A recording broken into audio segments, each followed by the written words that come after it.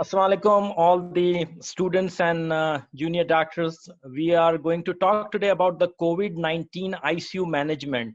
First of all, I salute all you guys who are working in such a constrained environment. In USA, we have a lot of facilities available. We have a lot of support, but you guys are working in a very harsh environment. So thank you very much for doing this. And you guys are real heroes more than us. We are going to talk today about ICU management. I was told, and as I'm aware, that ventilator management has been discussed previously. So I will talk on the ICU management mostly. My name is Iqbal Ratnani. From SMC. I'm graduate of 1990, and it is my pride. I'm doing now a series of lectures on ICU management on COVID-19, and right now I'm working in COVID unit since last 6 months on a front line. So I have a lot of experience, a lot of first-hand experience on this topic. I work at DeBakey Heart and Vascular Center in Houston.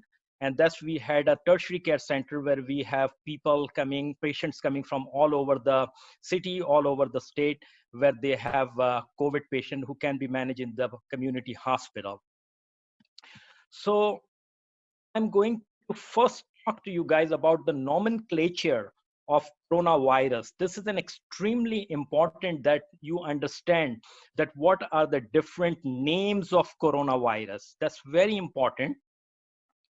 When you see coronavirus is a very broad umbrella term.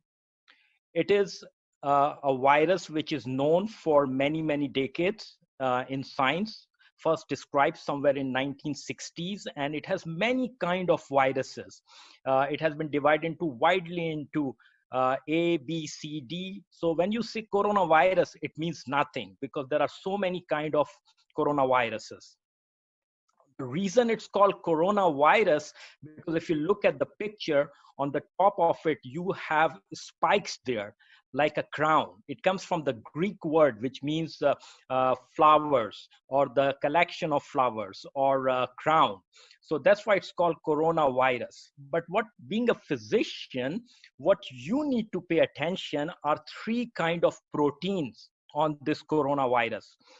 E protein, S protein, and M protein. Why this is important? This is important because, as you may have heard, that it is very difficult to make vaccine for coronavirus. The reason is that every human, according to his genome, respond differently to different protein in coronavirus. So it is very hard to make one vaccine which is fit for every human being. Some people are more sensitive to S protein, some to M protein and E protein. And that's why this picture of coronavirus is extremely important, that you know that there are different kind of proteins over the lipid layer of the coronavirus. But at this point, I will advise you to just pay attention to S protein. The reason to pay attention and remember S protein, we will talk about during the treatment. So what happened that the coronavirus is a very umbrella term. It's an extremely broad term. So on February 11th, 2020, World Health Organization came up with a proper name for coronavirus of this coronavirus, which is right now going as a pandemic all over the world. And it's called SARS-CoV-2. SARS stands for Severe Acute Respiratory Syndrome, Coronavirus 2. You may ask, what is Coronavirus 1? Coronavirus 1 actually SARS-CoV-1 happened in Canada in 2001 to 2003. It was not a pandemic, though it came from China, but it mostly affected Canadian part. Fortunately or unfortunately, I was at that time in Toronto, and I have seen SARS-CoV-1, and now I'm seeing SARS-CoV-2. SARS-CoV-1 was more deadlier than SARS-CoV-2, which we are having. SARS-CoV-1 has a mortality rate of 10%. This SARS-CoV-2 has a mortality of somewhere between 2 to 4%. But this is pandemic. That was more of an epidemic. So what's the difference? You may have heard another word which is called COVID. So what's the difference between SARS-CoV-2 and COVID? So if you get virus, you have SARS-CoV-2. It means you have a virus. You don't have any symptoms. But if you develop any symptom, cough, fever, myalgia, maybe red eye, you may not feel things, uh, things don't taste good to you. You can smell things well. So any kind of symptom, GI symptom, we had one case where COVID came purely as a GI symptom, refractory abdominal pain, and turned out to be COVID. We had an acute MI uh, as a COVID. So COVID can present in a wide variety of form. It's a very deceiving virus. It patient gets better and you feel that patient is over the COVID and then they get suddenly sick. So any kind of symptom in any form of presentation, as I said, if you get symptoms, it's called COVID-19. Asymptomatic carrier, which are usually young people, if they have, it's called SARS-CoV-2. And if you have symptoms, it's called COVID-19. So these are the three terms you need to remember. Coronavirus is an umbrella term. Remember the picture, remember the S protein, SARS-CoV-2, if you have virus, and if you have symptoms, it's called COVID-19. Now, we will talk about the ICU management of COVID-19 from two perspectives. One is the logistic issue, and what we're gonna talk in the logistic issue, we will talk about the safety of the staff. Because if you guys get sick, you guys cannot take care of the population. So it's extremely important. It's extremely important that you protect yourself, you protect your friends, you protect your staff. And that's what we will talk, that how you can protect yourself and your staff and all the ICU people who are there. So that's what we will talk. And I think it's extremely important because there's a lot of fear that what if I work in COVID unit and if I get sick, and I know that physicians have died all over the world, including Pakistan. So this is extremely important that we talk about in ICU, that how to do the safety of the staff. Second thing, we will do the medical management, how you treat COVID patient. Is COVID patient coming to your ICU? How are you going to treat the patient? So that would be a patient management. So we are going to talk, our discussion today would be around two issues, broadly divided into logistic issue, how to place safety for you guys. And second is medical management, that how we are going to do the patient better from their symptoms. Let's talk about the logistic issues first. There are three issues when it comes to the logistic. How to safely transfer patient from the emergency room to the ICU, or if patient is going around the hospital. Because as they go through the corridor, there is a huge chance that they infect other people. And it is all about the viral load of the coronavirus, of the SARS-CoV-2 virus, if I want to be specific. Some people, if they inhale, if someone with a coronavirus, with the SARS-CoV virus, COVID, if cough on you, sneeze on you, he will transmit such a huge viral load on you that your chances of getting sick, your chances of getting COVID, deadly COVID, fatal COVID is extremely high. So how to safely transfer from emergency room? Second, how to do the isolation while they are in the ICU. That's what we're going to talk. And the third, what about the procedures in ICU? If you have to do a line on them, if you have to do the intubation on them, or if you have to go inside the room to do anything on the patient, if you have to give them a nebulizer treatment, simple as that. So these are the three logistic issues we are going to talk, that how to do safety measures for the staff. And there's a lot of talk about the PPE. What is PPE and why is PPE? And this is something which is the one of the meat of this talk. You need to understand that what is PPE and how they are important and where you have to use it. What is PPE? It is personal protective equipment. Sounds very glamorous, but it is very easy. Let's go with one picture and I will explain to you. Head cover. Virus stays on the hair least, but it is very important that you cover your hair. This is for your safety, and when you go home, it is the safety of your family. So head cover, because there are some studies showing that the virus can stay on the hair. So head cover. Second thing is goggles, or you have some kind of shield. I wear glasses when I work. So after every half hour, I just wash my glass with the alcohol or with the soap. So you protect your eye. Remember, one of the symptoms of COVID is red eye, is conjunctivitis. Many patients, at least I know one patient who presented with the red eye. So virus can stay on your mucosa, on your conjunctiva, and can cause the red eye. So protect yourself. Make sure that you have goggles. I put goggles, and sometimes I put a layer of plastic on top of it. So these are the two minor. We will talk about the mask later, but another important thing is fluid resistant gown. It's very important that your gown is, if it gets soaked with any kind of, it is fluid resistant. It is extremely important. Gloves, many people put double gloves. You don't need to put double gloves. You can have a single layer gloves. Other thing is boots.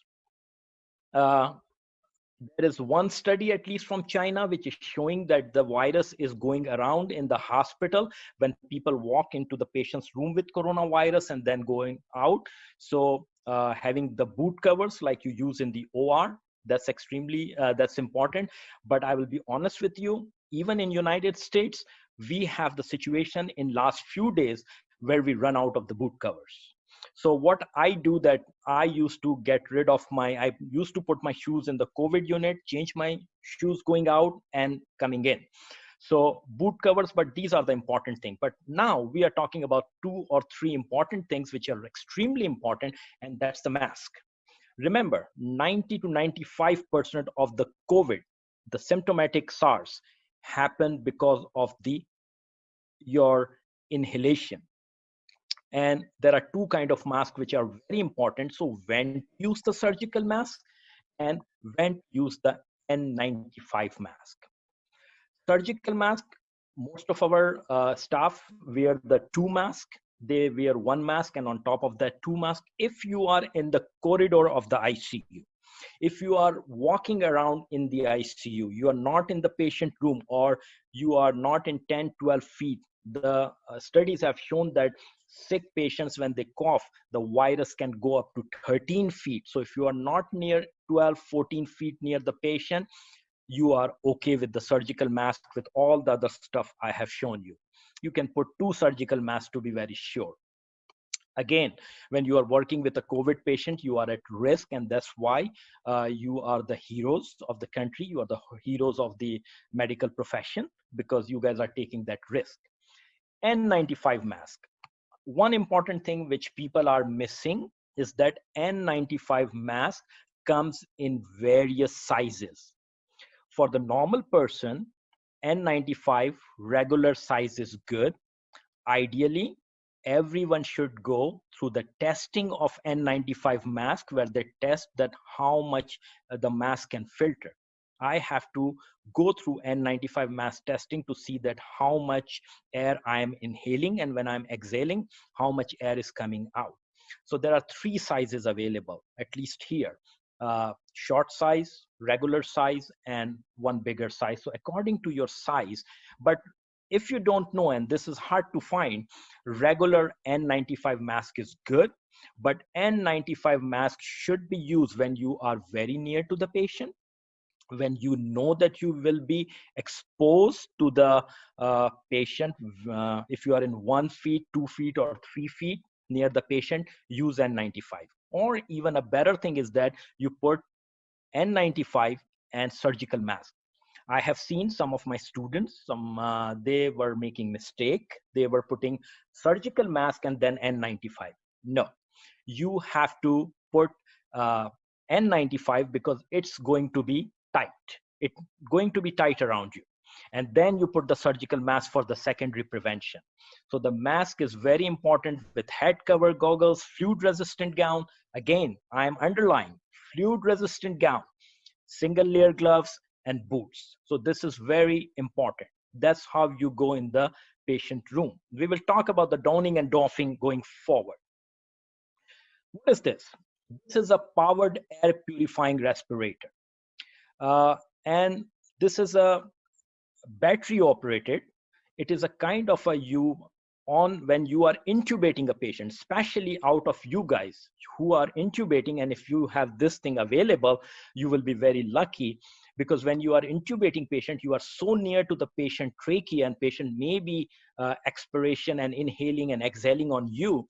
So this, what it does, it just blow off all the particles around you. So if you have a if you have an N95 surgical mask, and if you are having this cover all over like an astronaut on your head, and there's a button there, and if you just put the button, it start blowing air, and it blows air so hard that it purify all the air around your face. So even if you are intubating, it will protect you.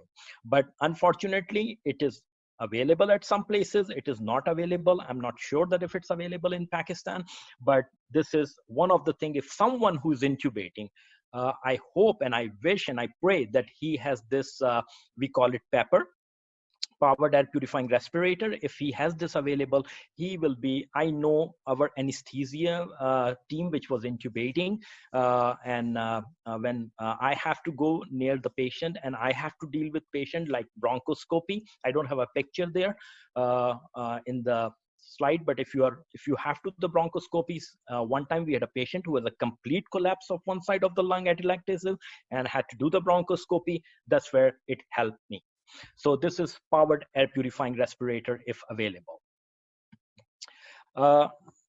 Now, if patient is coming from, there's a lot of talk about is that transfer from emergency or within the, checking my power. Okay, so when patient is, there is a lot of talk about it that transfer from emergency or within hospital. You don't need to get scared about it. Put patient on nasal cannula, because oxygenation is the issue. That's where people come to the hospital. Hypoxemia, we will talk about it. And over nasal cannula, put the surgical mask. And the third thing you have to do, full body cover, and not freak out the patient, preferably transparent cover all over the patient. It can be a simple plastic, which you discard. So nasal cannula, 5 liters, 6 liters, 7 liter nasal cannula, surgical mask over it, and full body cover.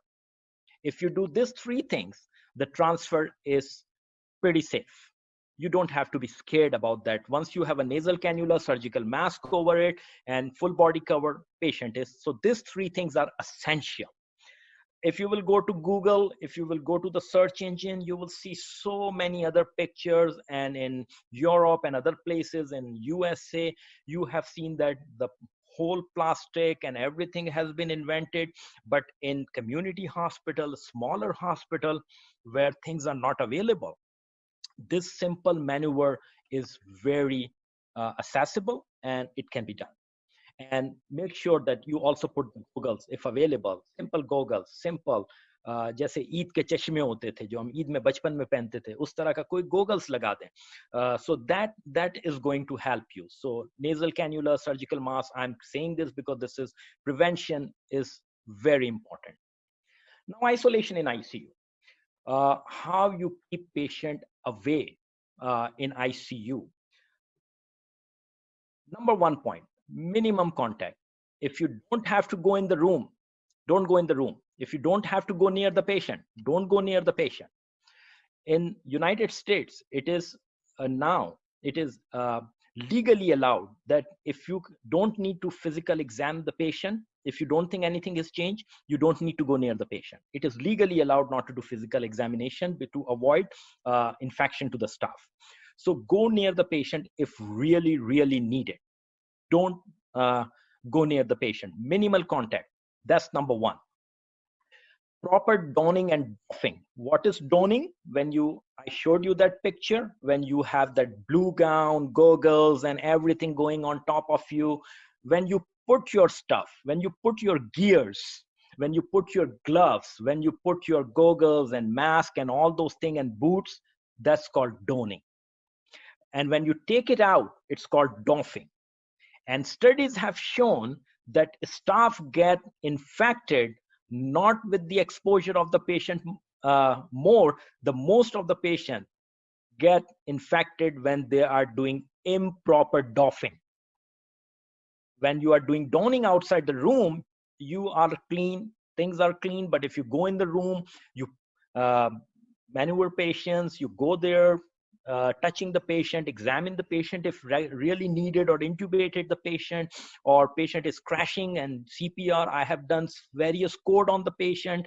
I had to do CPR kind of things, automated machine CPR, but at one point we did not have automated CPR, have to do with the hand, but I had all the gears. So you are exposed touching the patient, and most of the physicians, most of the staff get infected when they are doing the improper doffing, when they are taking their gears out because they are touching here and there, and then they touch their nose or mouth, and then they get infected. Extremely important how you put your gear, and it's more important that how you take your gear out. That's called doffing. And then proper disposal, biohazard, and cleaning the area again and again. And then formation of team. We will talk about everything one by one, because I think it's extremely important that we protect you. Very important that we protect you, because if you are protected, if you are healthy, you can take care of many, many hundreds of patients. Talking about look at this. This is what we have done. Forget about that. I need to fix on that red thing, but look at this first picture. We put the drips outside the room. Is this ideal? No, it's not ideal. But all the drips are, most of the time nurses or doctors have to go and check, is most of the time is the drips that what is running and what's the rate is running. So look at the picture. Patient is inside the room, but the drips are outside, and all the drips are running through. You see this door here. Here you can see my computer marker. The drips are going through here inside the patient. So if nurse has to hang antibiotic, this patient is on Cardine, patient is on sedation, patient was on Versed, patient is on Dilaudid, and all this antibiotics, everything, so the drips are out. That takes away 70 to 80% of your exposure to the patient. Put the drips away from the patient. Some of our tubing from the patient to the drips is almost sometime 10, 12, 14 feet away. So we don't have to, our nurses don't have to go there. Look at the second picture. Now, this is the second picture. You see that, look at my cursor, the ventilator screen is even out. So if I have to adjust the ventilator, I can do from here. So we got the ventilator out, we got the drips out. So your 80 to 90% of going inside the room exposure is done. You are safe. And now look at this red again. You see this yellow line here, this yellow line. The nurse who is working, here's the nurse who is working here, she has her own space. You will not enter this space if you don't need to. Nurse can stop you. This is the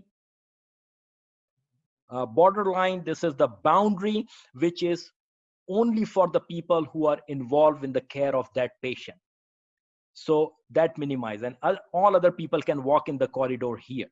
Even you see that we are feeding the patient, but the patient tube is here. The Dobhoff tube through which you do the feeding is here. Many times we don't even use Dobhoff tube because it's a lot of going near the patient. So we just put the NG tube and feed when they are on ventilator for a long time and they are sedated, those sick people.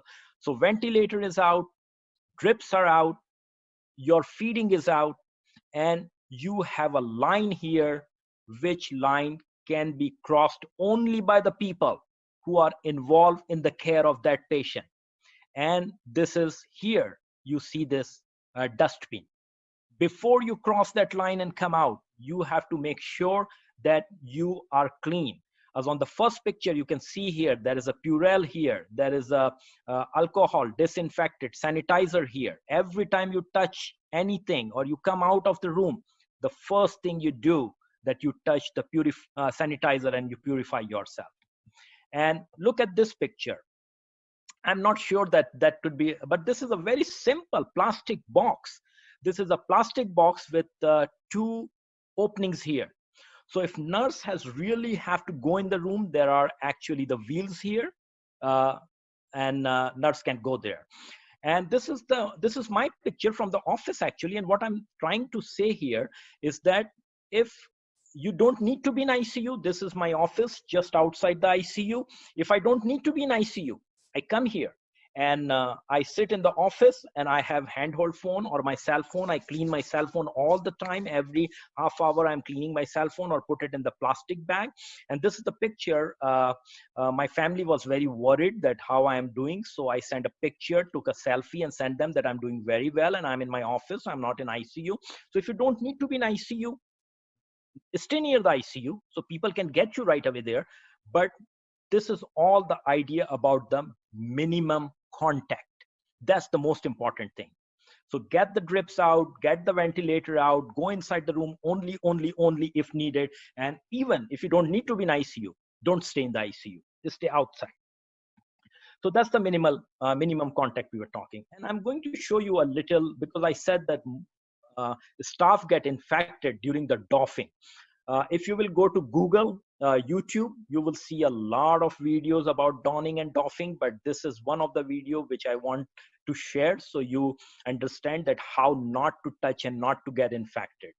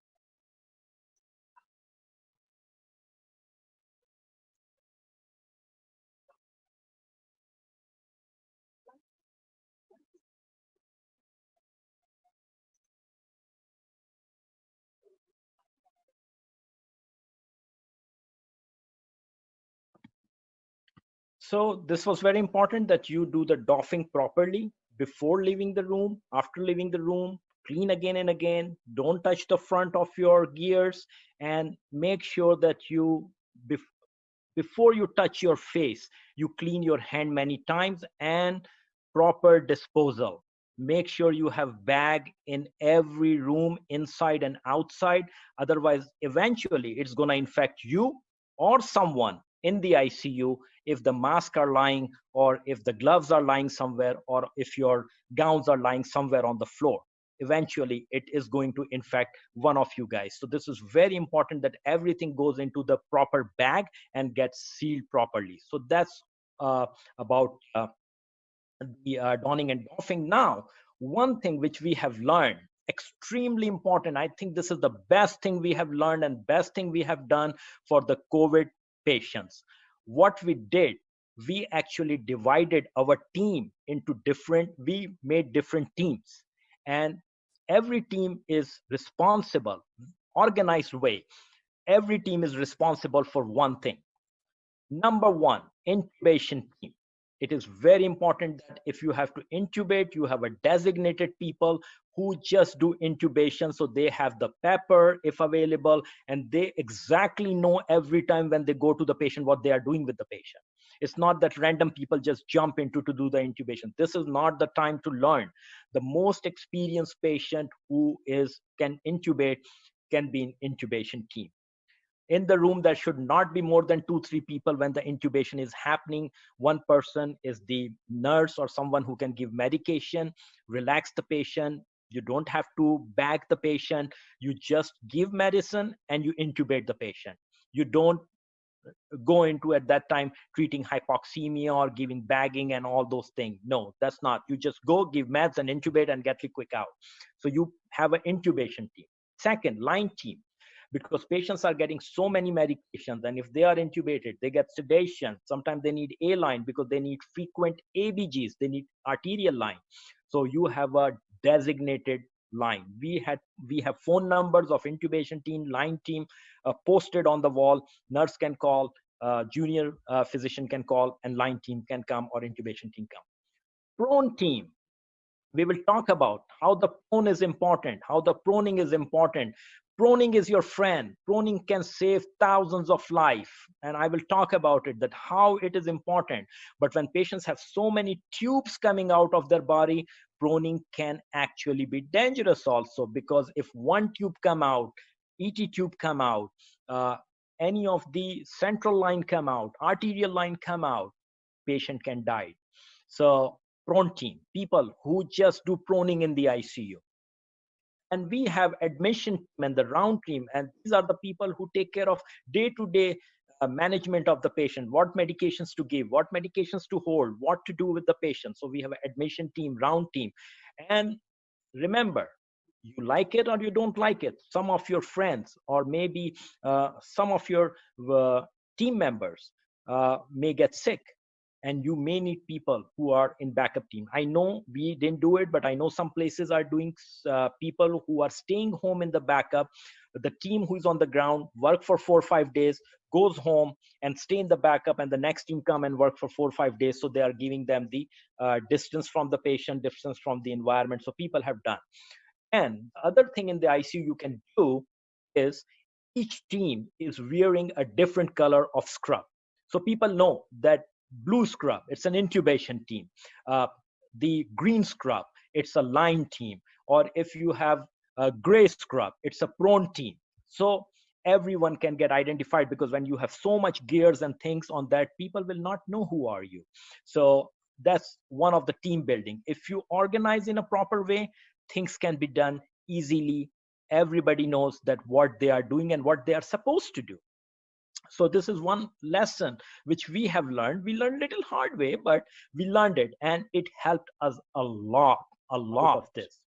Website resources. One is the I really like this website. This is the, you can just put on Google, MGH, which is Massachusetts General Hospital COVID-19 treatment. You can put it. This is the website there, and this is the Mass General Hospital. They have a beautiful protocol, algorithm, full algorithm there. And you can see that on table 1, what lab work you need to do, what are the risk specification, what are the recommendation, a specific population like pregnant population. And there are a lot of very well done clinical thing done there. It's from the Mass General. So Mass General Hospital. This is one website I really like. And the second one is NIH guidelines, National Institute of Health in United States. The guidelines is pretty good. If you put in Google NIH COVID-19 guidelines, you will get it.